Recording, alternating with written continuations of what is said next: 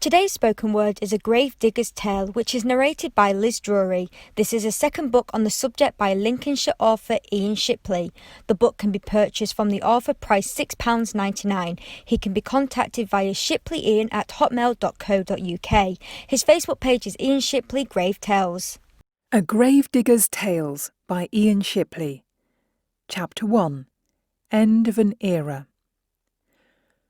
When I began my time at Newark Cemetery, the superintendent in charge was a man called Tommy Tate. He was extremely well respected and highly thought of. He knew burial law, he knew his staff, and, as a result, the job ran like clockwork. His relationship with his team developed into a tightly linked bond, and he welcomed no outside interference. Like all the old-timers, he was traditional, firm, but fair. He often said to me, "Pay attention to the job and complete one task at a time, for there's always tomorrow. Besides, the cemetery will still be here when we're all dead, buried and gone." How true. I first met Mr. Tate in the spring of 1981, when the Careers Office sent me for an interview for the position of gravedigger. Even now, I can quite clearly recall that odious first meeting. Entering his office, he looked me up and down and asked directly, "What do you want?" Nervously, I explained myself, but it was immediately apparent that Mr. Tate was not at all interested in anything I had to say, as he just sat quietly staring out of his office window. When I had finished, there was a long pause, an unsettling silence. Eventually he turned to me, looked me in the eyes and bluntly stated, "There is no job. I don't know why they have sent you. Besides, if there were, I'd never employ a skinny school leaver, as the work is far too physically demanding." And with that, he promptly dismissed me from his office. I was dumbfounded by his response, but never forgot his words. A year later, I was to return for a second interview. I was apprehensive at the thought of meeting him again, but I fared much better, as I was instantly offered the job. I was well pleased, though I always wondered if he actually remembered me from our first meeting. Mr. Tate took great pride in how the cemetery looked. He had 3 passions: his roses, the war graves, and more importantly, his trees. How he loved his trees! And, no matter how much they needed it, he would not permit any to be pruned or cut back in any form. I have been told that in years gone by, during the summer months, walking up the cemetery's main avenue was like walking in the dead of night because it was that dark. Each August, Tommy would take his annual 2 weeks' leave. On one occasion, unknown to him, secret plans had been made to completely cut back all the trees. A man they called Farndom Bob had been drafted in to complete the work, which began the minute Tommy left. All the lime trees along the main avenue were cut and pruned with dramatic effect, thus changing the way the cemetery looked forever. On Mr. Tate's return, I'm told he blew his top.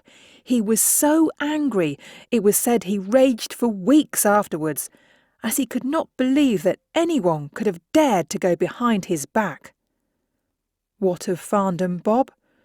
Well, until that point, he had been a frequent visitor to the cemetery and was well known by the staff. However, Tommy was so outraged by what he had done that he banned him from ever entering the grounds of Newark Cemetery again. Tommy Tate was superintendent at Newark Cemetery from 1961 to 1982. He took over from a Mr. George Wiggins. After Tommy's death, a tree was planted and a bench sited, but although he had always reserved himself a burial spot within the cemetery, he was cremated and his ashes returned to his home city of Leeds. Chapter 2. Sorrowful Tales. One certainty in life is that at some point in time we will all die. When, where and how is undetermined, though when it does occur, we are never prepared. A pallbearer once said to me, "Every time someone dies, your name gets closer to the top of the list." I just hope it's a very long list. The first time I gave death any real thought was in 1978, when two brothers died in tragic circumstances.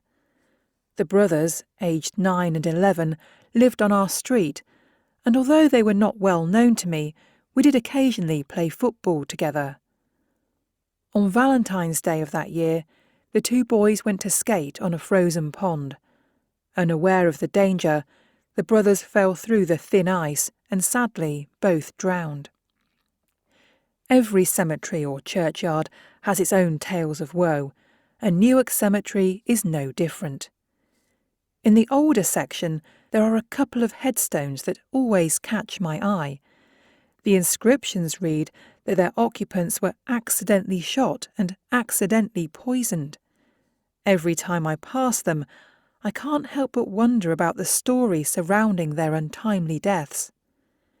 In another grave are a mother and her 3 children, who all died in a house fire. You can only imagine the grief of such a tragic loss. So, too, it could be said of John and Mary Smith, whose 3 children are buried in the grave of Joseph Smith, bank manager. Their only daughter, Lizzie Ann, was born in 1865, but died 14 weeks later. Son Percy was born in 1867, but died aged 3 weeks. And their 3rd child, named John, was born in 1869, but died aged just 19 days. Although the mortality rate for children in the 19th century was high, you can't help but feel for the parents, as this repeated loss must have been devastating. One story, with an unfortunate twist of fate, is that of the heroic nurse Ethel Harrison. Ethel, from Newark, was nursemaid to 3 children of a Mr. and Mrs. Anderson of Chester. On the 7th of December, 1906, while walking along the towpath of the Shropshire Union Canal, 5-year-old Jimmy Anderson fell in. Ethel immediately jumped in and was able to hand the boy to another nurse. Unfortunately, however, Ethel was swept away to the middle of the canal, where she drowned. She was buried in Newark Cemetery, and, as a tribute to her memory, the townsfolk of Newark paid for a memorial fountain, which was sited near gardens where London Road and Balderton Gate met. In 2007, this memorial was restored and unveiled again. It is a fitting tribute to a brave lady. In 1935, Frederick Nodder, 44, moved from Sheffield to his new lodgings at 11 Thoresby Avenue, Newark, close to where the cemetery is extended to today. His stay was short-term, but he was popular with his landlady's children, a Mrs. Tinsley, and by all accounts they called him Uncle Fred. He was described as an ugly, brutish drunk who had an appalling hygiene problem. It was also said that he couldn't hold down a job. Fred was soon to move to East Retford, and he didn't keep in contact with the Tinsley family. On Tuesday, January the 5th, 1937, 10-year-old Mona Tinsley did not come home from school. Police investigations soon revealed that Mona had been seen with Fred at Newark bus station. This he denied, but witnesses had seen them together, and so he was arrested and charged with abduction. By March 1937, despite a massive search, Mona could not be found. The police were convinced that Nodder had murdered the girl, but without a body, the charge of murder could not be brought. At Nodder's trial, charged with abduction, Justice Swift sentenced him to 7 years' imprisonment. On June 6, 1937, the badly decomposed body of a little girl was found floating in water on the River Idle near Bawtry. It was Mona Tinsley, and she had been strangled. At Nodder's second trial, he was convicted of her murder and was sentenced to death. Fred was hanged at Lincoln Prison on Thursday, December the 29th, 1937. Mona Tinsley was buried in Newark Cemetery. There are a number of distinguished people buried in Newark Cemetery, and one of the best known is the historian of the area, Cornelius Brown.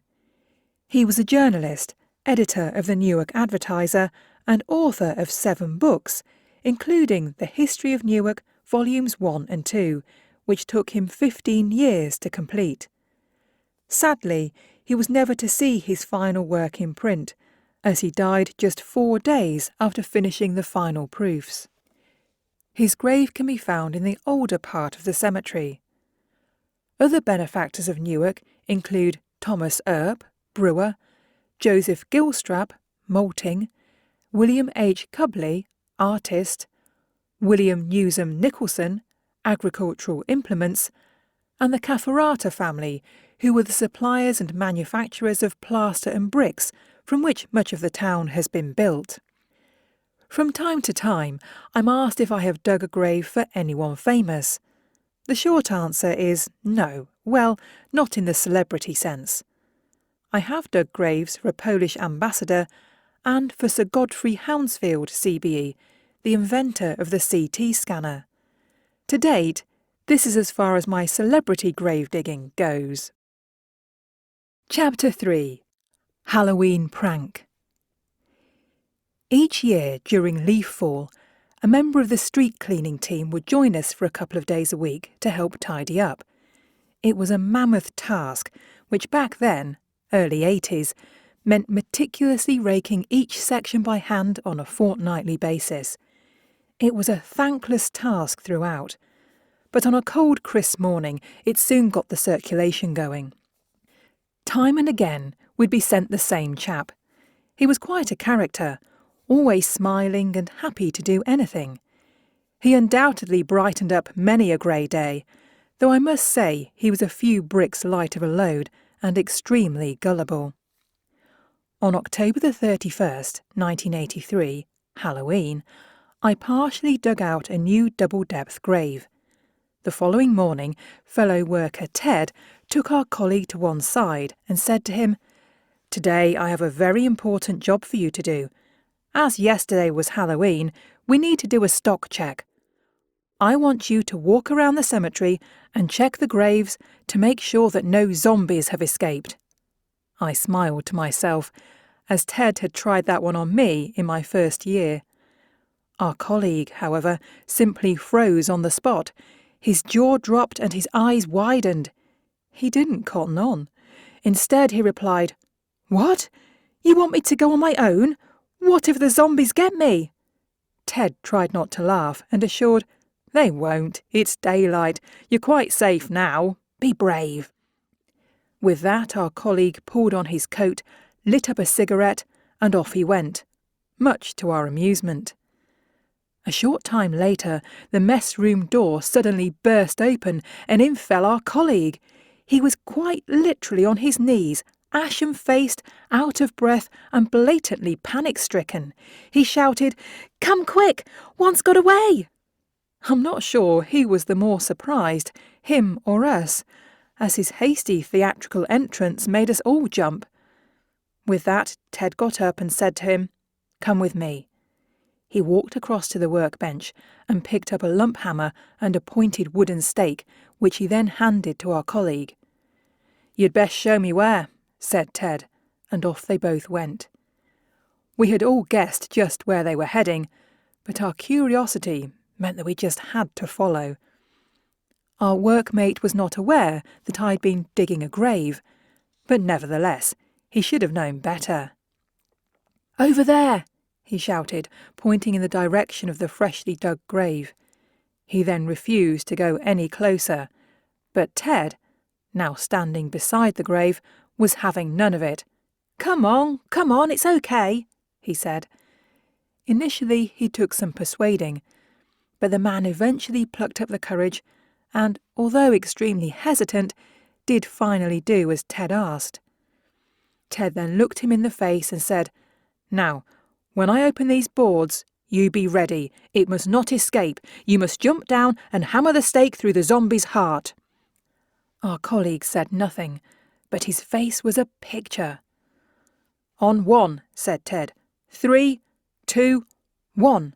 And with that, Ted slid open the walkboards. But our frightened workmate dropped both the hammer and stake and was gone. Not once did he look back. Of course, we all fell about laughing. "I can't believe anyone could fall for that," said Ted, as he lit up his pipe. When we finally caught up with our colleague, he was sitting in the mess. He must have chain-smoked a whole packet of cigarettes, because the mess room was filled with a thick blue-grey haze. He jokingly made light of the incident, but when I asked him to help me finish digging the grave, he point-blank refused, stating that he was putting in for a transfer. Unfortunately, our colleague was to fall foul of another of Ted's tricks when he sent him to the council stores with a written list of things to fetch. "Hand this to the man and he'll sort you out," said Ted.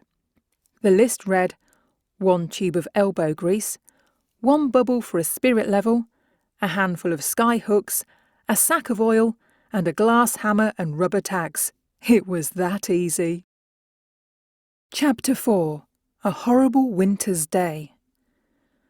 More rain, more rest. That's what old-timer Ted Sumner used to say, and in days gone by, that was exactly how it was.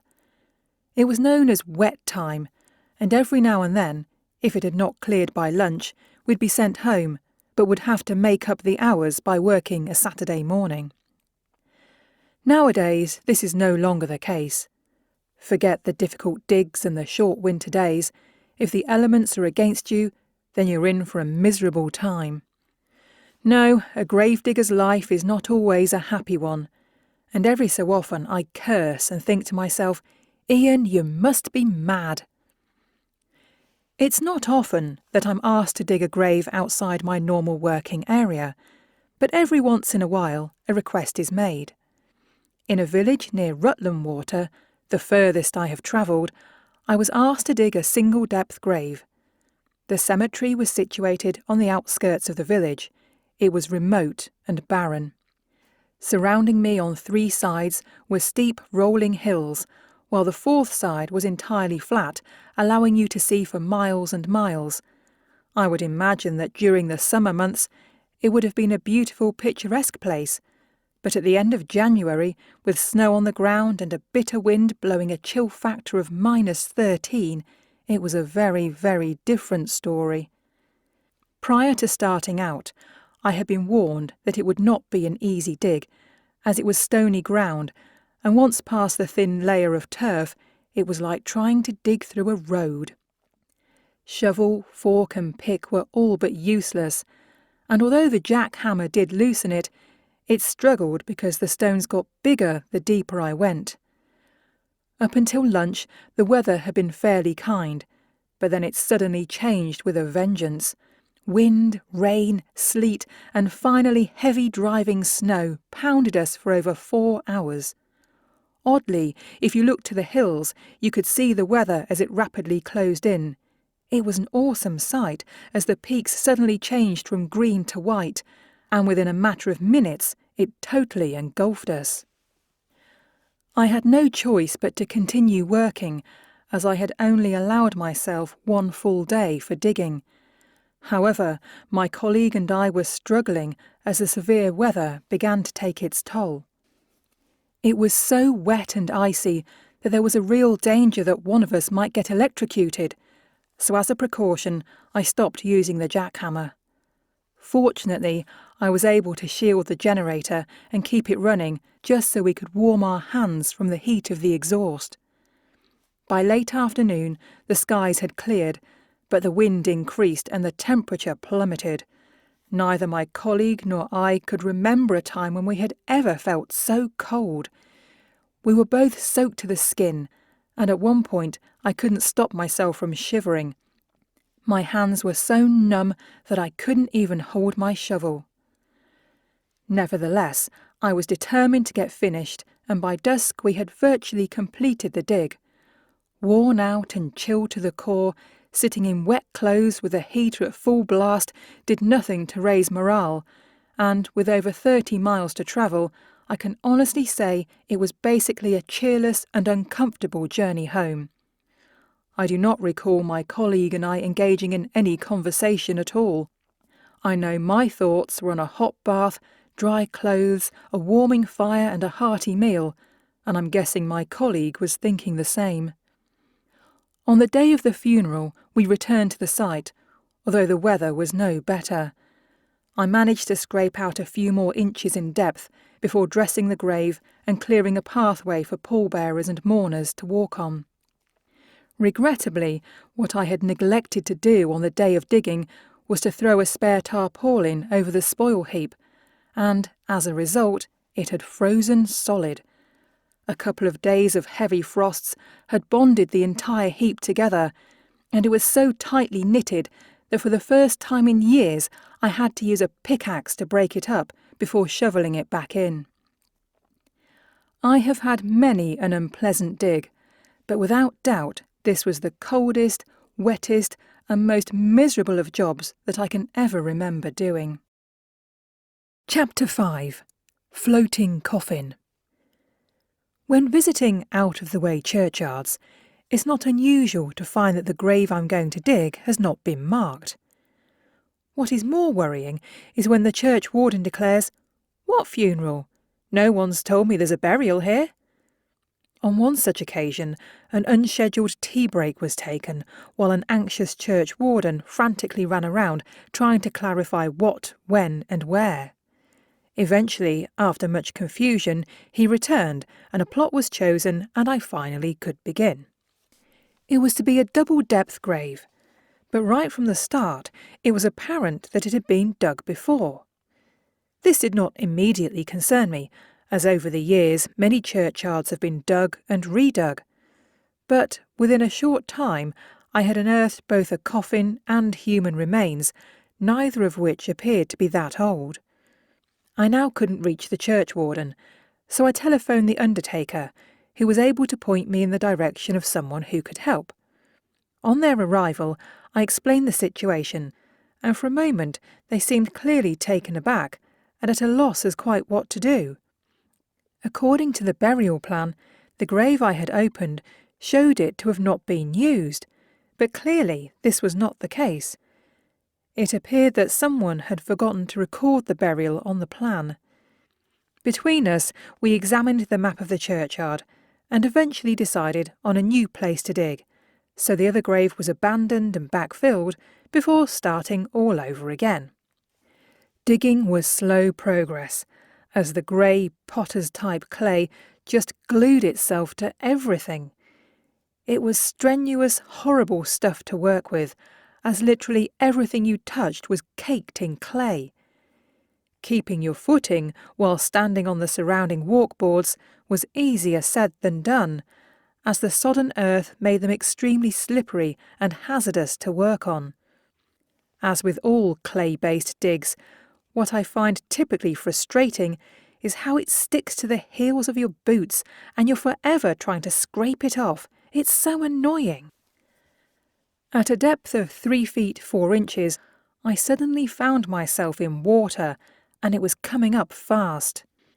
In fact, I had never seen water rise so quickly.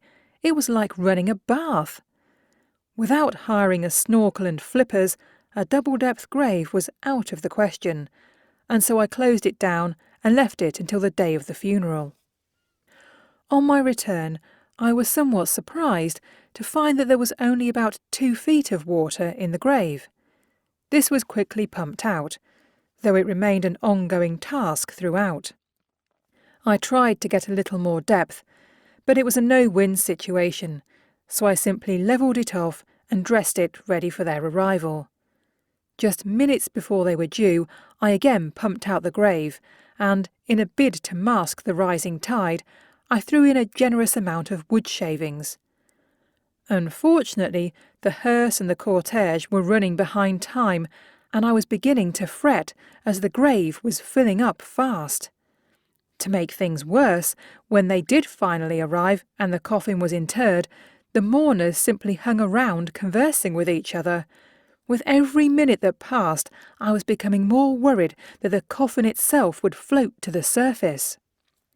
Finally, as the last mourner left, I quickly made my way to the grave. As I pulled out the webbings, the coffin simply bobbed about like a small boat. It may sound daft, but I had to be careful while removing the straps, as I feared it might capsize. When backfilling, I had no choice but to stand directly on top of the coffin, weighing it down while I shoveled in spoil on top. It was a delicate procedure, as it was continually moving about. In effect, I was coffin surfing. If my colleague had been on hand to help, then our two weights combined would have been enough to hold it down, but mine alone was not. I don't believe for 1 minute that the coffin would have actually floated to the top. Nevertheless, the problem I had was that although I placed the larger, heavier lumps of clay on the lid, I could not prevent spoil falling around the edges, which then pushed up the water level. It was a frustrating operation, but my perseverance finally paid off, and thankfully no one was any the wiser. Even when the turf was reinstated, it was so waterlogged that if anyone had stood directly on the grave, they would have immediately sunk to their knees. I have dug many graves in clay land, but this one job certainly beat them all. Chapter 6. Milestone. Thursday, July the 5th, 2007, I reached another milestone in my career when I completed my 3,000th hand-dug grave, and it was one I am not likely to forget in a hurry. After completing an early afternoon's backfill at Boulderton Cemetery, my colleague and I were on the road and outward bound, heading for the village of Caythorpe. On our arrival, I was left scratching my head, because although we looked for a village churchyard, we could not for the life of us locate one. After an unsuccessful search, I thought it best to ask a villager, but my request was met with nothing but hilarity. The man simply fell about laughing before stating, "There's no church or burial ground here. My guess is you're in the wrong county altogether." Feeling more than a little stupid, I telephoned the undertaker, who himself thought it rather funny, before confirming that, yes, the burial was indeed in Caythorpe, Lincolnshire, and not, as I swear I had been told, in Caythorpe, Nottinghamshire. Whoops. Just to make life more interesting, on our return journey we were hotly pursued by a bank of cloud, both dark and grey, and within minutes of reaching the correct destination, it literally hammered it down with rain. For 3 uncomfortable hours, my colleague and I persevered, until finally we could take no more. The digging was awful, as it was all stone.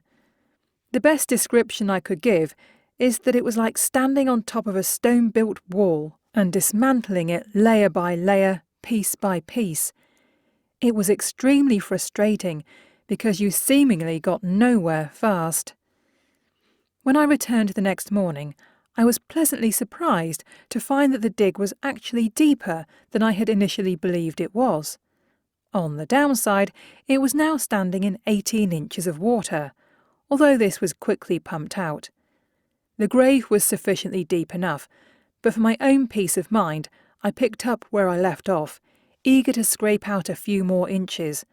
But it was a hopeless task, as each stone I removed simply let more water in. The grave had to continually be pumped out right up until the pallbearers arrived. As I masked the bottom with wood shavings, one bearer asked, "How come the water is running uphill and not down?" For a brief moment, and in silent wonderment, we all stared into the grave, but there was no time to evaluate the reason, as the cortege had arrived. Sat in my van, my colleague asked again, "Why was the water running uphill?" I shrugged my shoulders and said, "That's one of life's little mysteries." August 2009. As I come to the end of writing this book, I'll be entering my 28th year as a gravedigger. To date, I have hand-dug 3,380 graves and have dug in 107 different locations across Nottinghamshire and Lincolnshire. I recently calculated that I have dug 1,954 single-depth graves, 4 foot 6, 1,335 double-depth graves, 6 foot, 89 trebles, and 2 9 feet. In effect, this approximately relates to me having dug one average-sized grave measuring 7 feet long by 19 inches head, 19 inches foot, and 28 inches shoulders, to a depth of 17,488 feet. Astonishingly, this turns out to be over 3¼ miles deep. I dare not contemplate just how much spoil I have handballed over the years, though it must be in the region of 9,000 to 10,000 tons. That's a lot of wheelbarrows.